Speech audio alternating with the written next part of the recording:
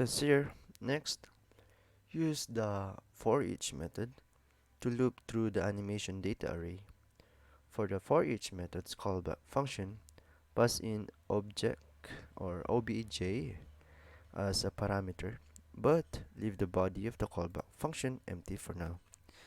So we call out the array, which is animation data. Call out the array first, and then call out the method.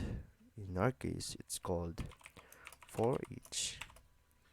And it also says here it has a method. It has a callback function.